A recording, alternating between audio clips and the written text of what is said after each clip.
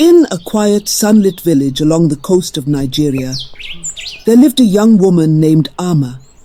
Her home was no ordinary place. It was grand and beautiful, filled with the comforts her father's wealth had provided. Ama's father was a respected man, well known in the community for his kindness and generosity.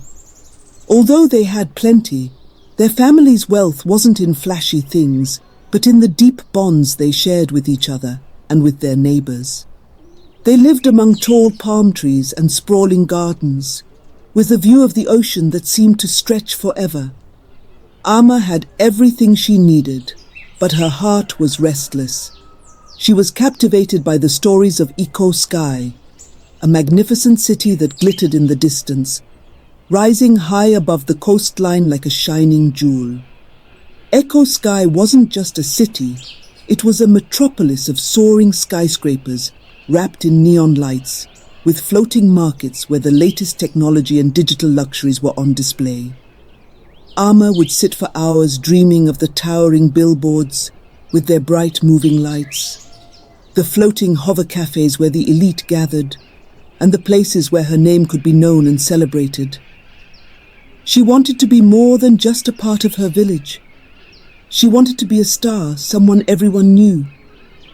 "Father," she said one evening as they walked through their lush garden, the scent of jasmine filling the air, "I want to go to Eko Skye. I want to see what the world has to offer, to make a name for myself in a place where I can shine."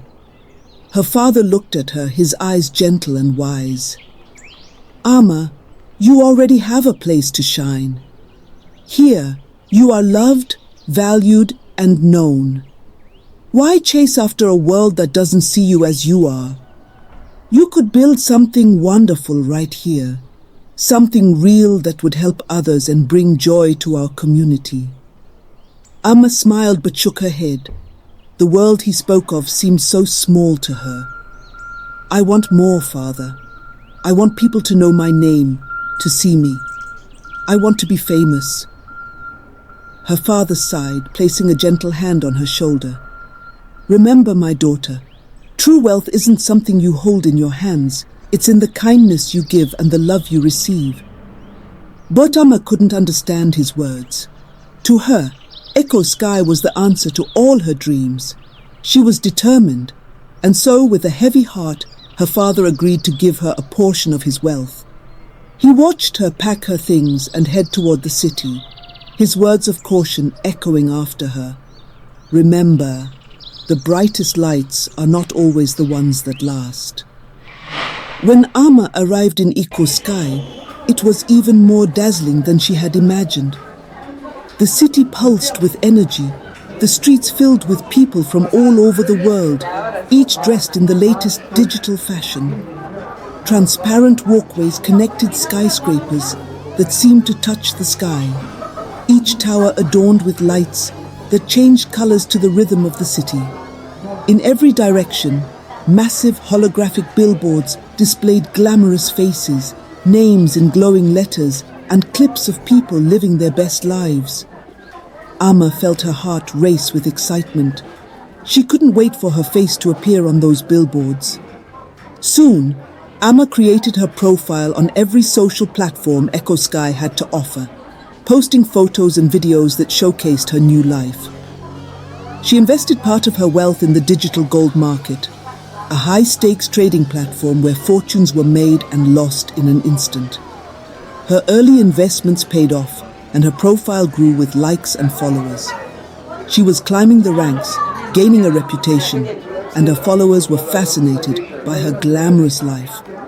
She bought digital outfits that changed color with a swipe, sunglasses that filtered the city lights into art, and a sleek hoverboard she rode along the neon-lit sky paths. People began to recognize her, and she could feel her fame building. Ama was living the life she had dreamed of, and with every like and share, her confidence grew. But the thrill of Eko Skye came at a price. Her new friends lived as fast and high as the city itself, and she felt pressured to keep up. They introduced her to exclusive parties held in floating lounges, where drinks appeared with a wave of a hand, and holographic entertainers performed on stages of light. Amma found herself spending more and more, using up her inheritance to fuel the lifestyle that kept her in the spotlight. Her father's words about wealth and love were distant memories, lost in the glitter of the life she was chasing. Then one day everything changed. Amma had invested most of her money in a new digital asset, convinced that it would double her fortune overnight. She watched her screen as the numbers dropped, her balance dwindling, her hopes slipping away. Her friends, those who had praised her for her success, quickly turned their backs, disappearing into the city as her wealth vanished. The digital gold market crashed, and with it, so did Amma's dreams. Desperate and alone, Amma wandered the lowest levels of Eko Skye, far from the glamorous lights she had once called home. Here, beneath the city's towering skyscrapers, people who had once reached for fame and fortune now struggled to survive. Amma found herself standing in line for basic food rations, her once luxurious lifestyle reduced to bare survival. She looked at her reflection in a cracked screen on the wall, barely recognizing the person staring back at her. Amma was ashamed and broken. She knew she had left behind something priceless, a family who loved her unconditionally.